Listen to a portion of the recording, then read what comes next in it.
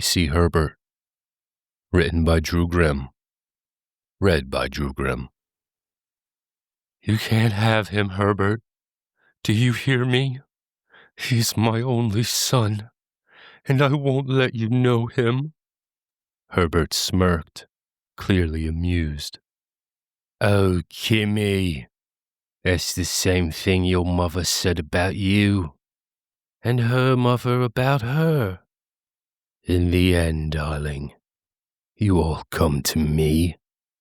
I've always been here, Kimmy, and I always will be. No, Herbert, not this time. I won't let you ruin his life like you did mine. Oh, my little Kimmy. It will be different this time, Herbert said, holding up 2 fingers. Scout's honor, Kimmy. I promise. Herbert's smile was gentle and warm, his button eyes innocent and sweet. But Kimberly knew what lay behind those eyes. Mayhem, malice, a lack of empathy, and an absolute hatred for this world. The entity Kimberly knew as Herbert, who had tormented her family for what felt like an eternity, appeared to her now just as he had when she was a child. A giant orange teddy bear. Herbert had long, skinny arms and legs, an oversized head, a wide smile, and adorable button eyes and nose. He stood 6 foot tall when he wasn't squatting Indian style. And most diabolical of all, Kimmy thought, he smelled like cookies. Herbert looked like he stepped straight out of a child's TV show. Someone who'd be best friends with Winnie the Pooh or Barney. This was how she had seen him as a 6-year-old girl when he first introduced himself. And it was how she saw him now, as a 20-year-old mother, standing in her hallway, blocking the door to her son's room. Kimberly lowered her gaze, locked eyes with Herbert, and pulled a kitchen knife from her nightgown. I challenge you to a game, Herbert, she declared, slicing her palm and letting blood drip in a circle before her. My game, you must play. If I win, you cannot stay. Kimberly then stepped into the circle of blood. Oh, sweetie, you know what happens to the loser, don't you? Herbert sounded like someone mimicking a chimney sweep from Mary Poppins. He only broke the accent when he was excited or angry.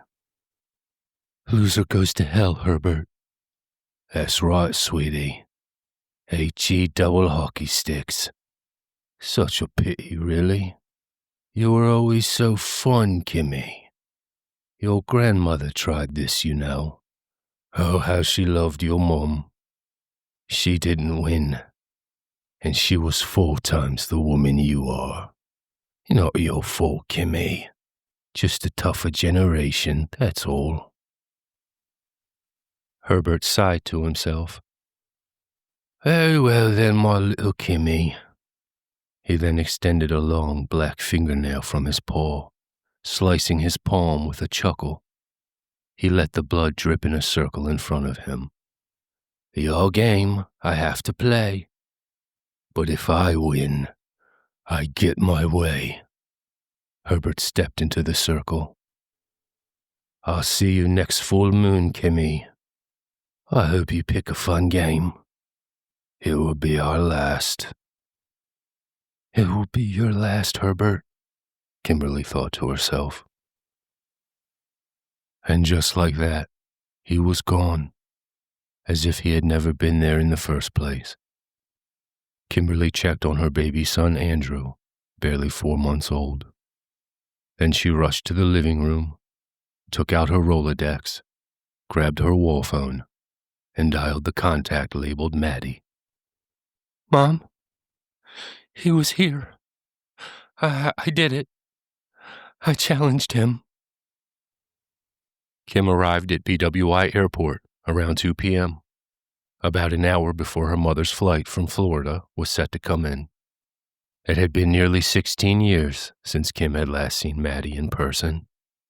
When Kim was almost 6, the FBI came to their small house in Cape May, New Jersey, and arrested her mother.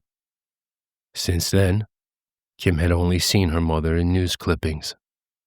Maddie had been arrested for planting an explosive device outside a recruiter's office nearly a decade earlier. Kimberly spent 2 years in an orphanage before moving to a foster family. It was there that Herbert first came to her.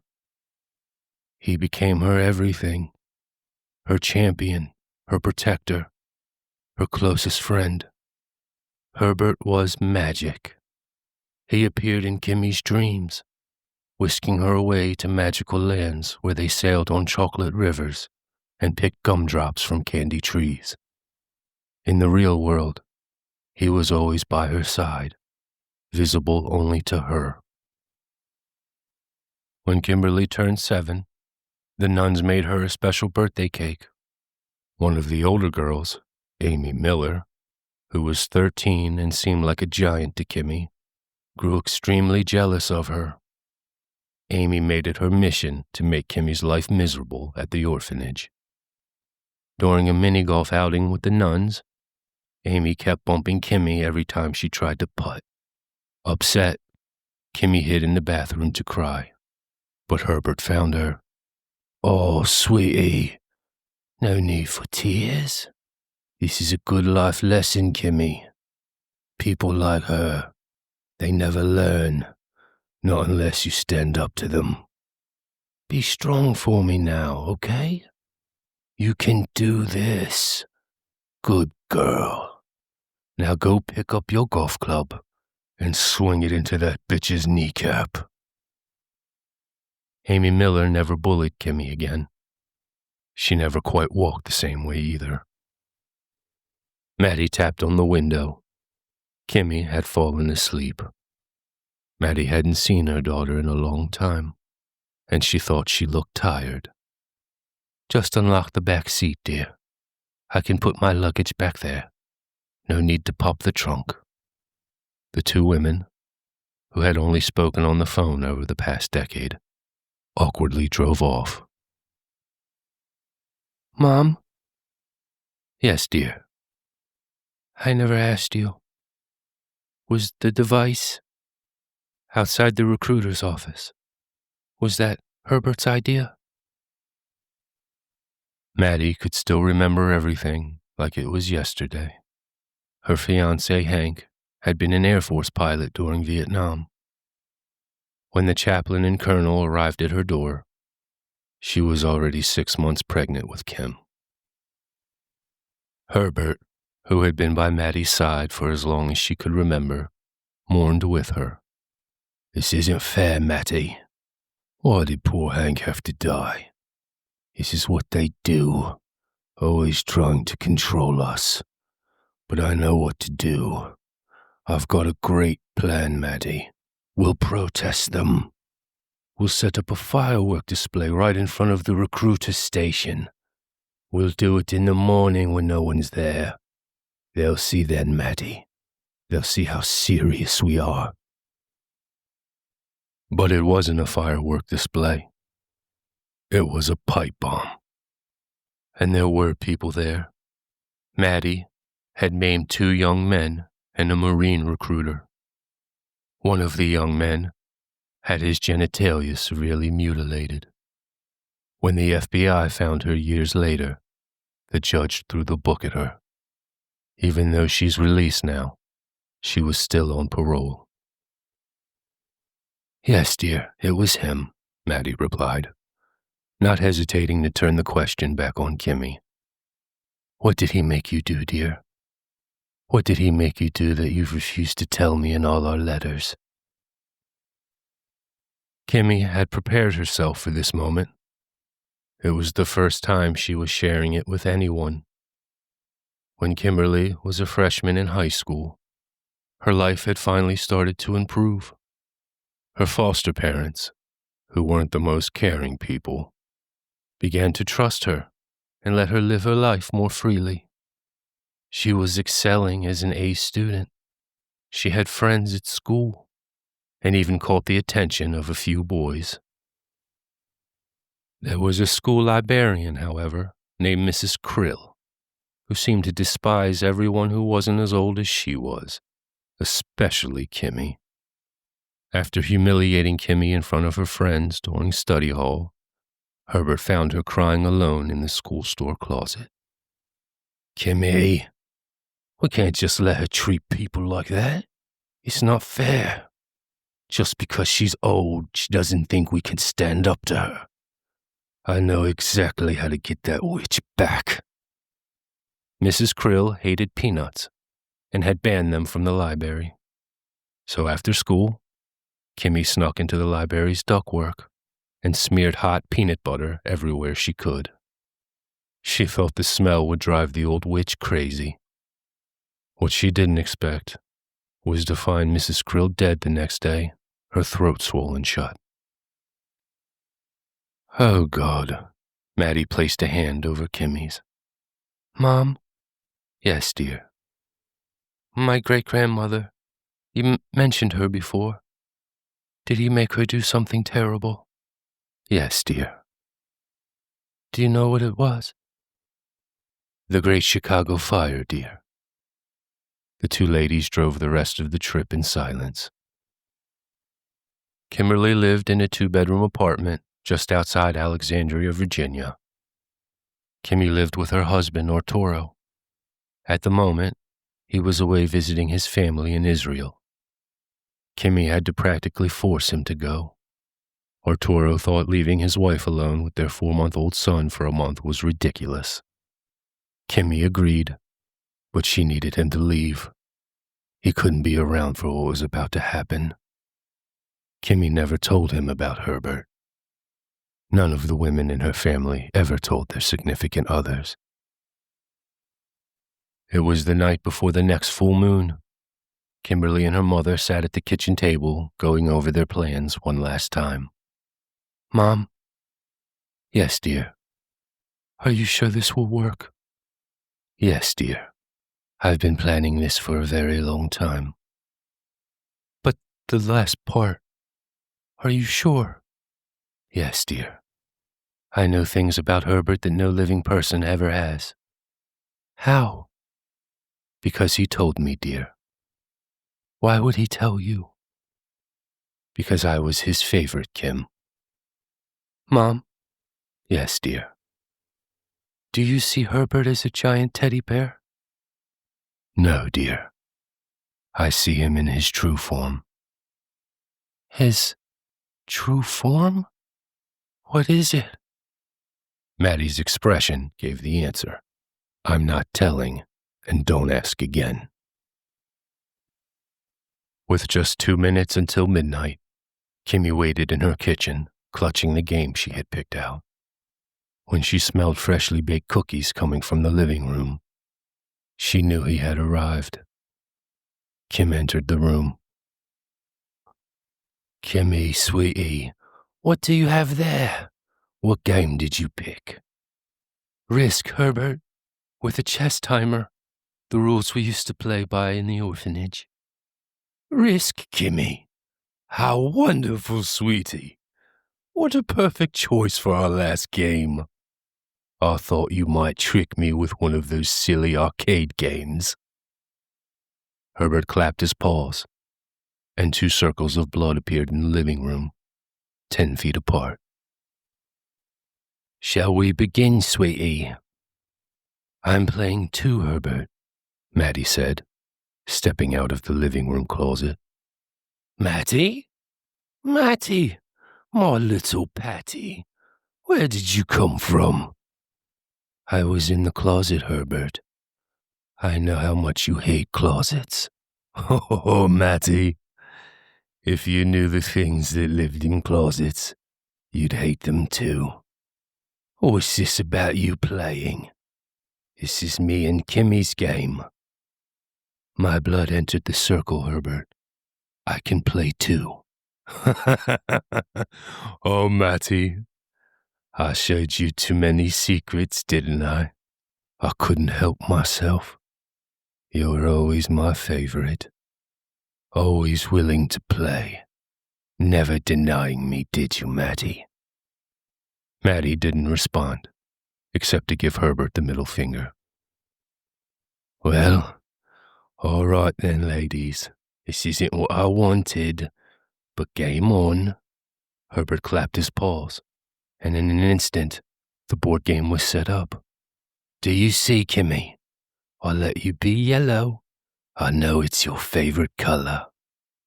Herbert winked at Kim, who barely held down throwing up. Matty, you need to make a circle if you want to play. I want to share your circle, Herbert. Oh, Matty! How lovely. Of course you can, sweetie. Just like old times. The rules were simple. When it was a player's turn, they could leave the circle to take it. Each player had 30 seconds. When they were done, they had to return to the circle. If the game wasn't finished within an hour, sudden death rules would apply. The plan was this. Double-team Herbert and try to hold him at bay until time ran out.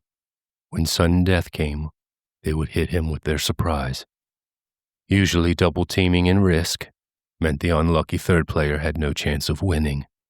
Unfortunately for tonight, that third player was Herbert.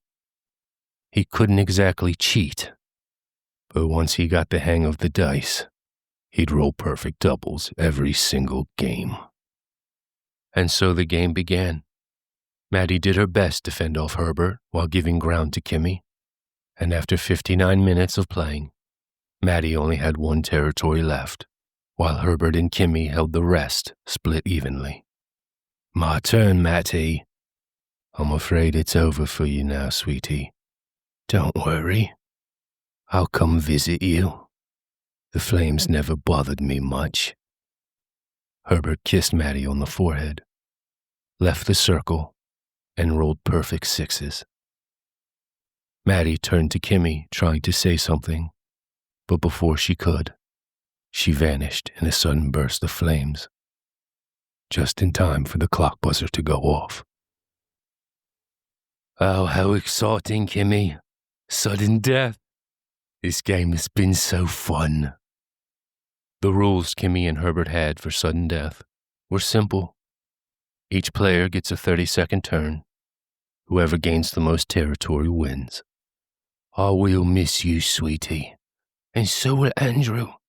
But don't you worry. I'll tell him all about you. I promise. Kimmy ignored him and took her turn, managing to capture 2 territories. Not bad, sweetie.